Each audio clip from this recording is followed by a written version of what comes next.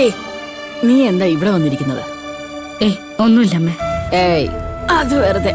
നിന്റെ പകുതി മനസ്സ് അവിടെയാണ്. അങ്ങനെയൊന്നുമില്ല അമ്മേ. പിന്നെ എന്താ? എന്തോണ്ട്? അമ്മേ, അമ്മയുടെ കയ്യിൽ കാശ് വല്ലതിരിപ്പുണ്ടോ? ആ, ചില്ലറ ചില്ലറ വല്ല മതിയെങ്കിൽ കാണും. ഏയ് അതൊന്നും പോരമ്മേ. അമ്മയ്ക്കറിയാലോ, എല്ലാ വർഷവും ഞാനാ എല്ലാവർക്കും കൈനീട്ടം കൊടുക്കുന്നത്. പക്ഷെ നാളെ കൈനീട്ടം കൊടുക്കാൻ എൻ്റെ കയ്യിൽ കാശൊന്നുമില്ലമ്മേ. എനിക്ക് സൂര്യോട് ചോദിക്കാനും പറ്റിയില്ല. ഇപ്പൊ എന്താ ചെയ്യാ? നാളെ എല്ലാവരും എൻ്റെ കയ്യിൽ നിന്ന് കൈനീട്ടം വാങ്ങാനാവും നിൽക്കുന്നത്. ഞാൻ അവരോട് എന്തു പറയും അമ്മേ? ഇവിടെ ഇപ്പം എല്ലാവരും കൂടിയാ ഓരോന്ന് ഏറ്റെടുത്ത് ചെയ്യുന്നത്. പാവം രമേശ് ചേട്ടൻ വരെ ഏതാണ്ടൊക്കെയോ വാങ്ങിന്ന് മായച്ചി പറഞ്ഞു എന്നോട്. എന്റെ ഭാഗത്തൊന്നും എന്തെങ്കിലുമൊക്കെ വേണ്ടേ? നമ്മളിപ്പോ എന്താ ചെയ്യണ്ടേ? അല്ലെങ്കിൽ പിന്നെ സൂര്യ വന്നതിന് ശേഷം കൈനീട്ടം കൊടുക്കാന്ന് വെക്കണം. എങ്കി പിന്നെ അത് മതി. മതി. അല്ലമ്മേ, കൈനീട്ടം കണി കണ്ട ഉടനെ കൊടുക്കുന്നല്ലേ ഐശ്വര്യം. അടുത്ത ഒരു വർഷത്തേക്ക് നിലനിൽക്കേണ്ട ഐശ്വര്യ. ചേച്ചി, ആ എന്താടാ? എന്തു പറ്റി? നല്ല സന്തോഷത്തിലാണല്ലോ. വിഷുവല്ലേ ചേച്ചി?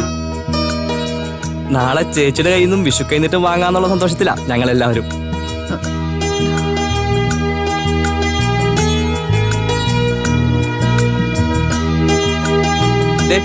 ഈ വർഷവും ആ സൗഭാഗ്യം ഞങ്ങൾക്ക് എല്ലാവർക്കും വേണം ചേച്ചി. ചേച്ചി ഞങ്ങളിപ്പോ വന്നേ. എവിടേക്കാടാ? വാ ചേച്ചി വാ, എനിക്ക് പറയാം. എന്തുവാടാ? എന്തിനാ അവളെ എങ്ങോട്ടാ കൊണ്ടുപോകുന്നത്? അതൊക്കെ ഉണ്ട്. അമ്മയും വാ, എണീറ്റോ. എന്താടാ പറയാം. ചേച്ചി ഇങ്ങോട്ട് നോക്കിക്കേ.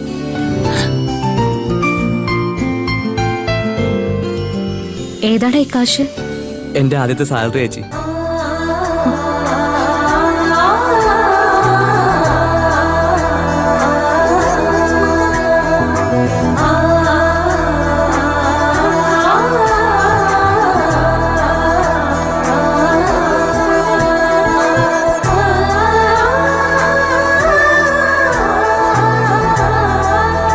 ഒരു നിമിത്തം പോലെ തന്നെ ഇന്ന് തന്നെ എനിക്ക് സാലറി കിട്ടി ചേച്ചി.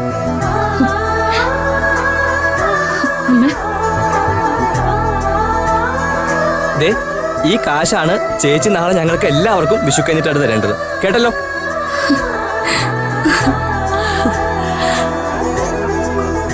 ഇപ്പോഴാണ് ചേച്ചി ഞാൻ പഠിച്ചു നേടിയ ഈ ജോലിക്കൊരു പൂർണ്ണത ഉണ്ടായത്.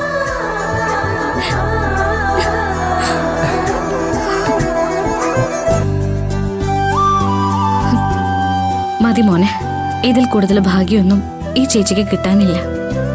അമ്മേ കണ്ടില്ലേ അമ്മേ, ഞാൻ ആഗ്രഹിച്ചതും ഇതൊക്കെ തന്നെയാ. വാ, ഇത് നിമിത്തമല്ലടാ, എന്റെ ഭാഗ്യ. അതുകൊണ്ടാ ഇന്ന് തന്നെ നിനക്ക് സാലറി കിട്ടിയതും ഇങ്ങനെയൊക്കെ നിനക്ക് ചെയ്യാൻ തോന്നിയതും.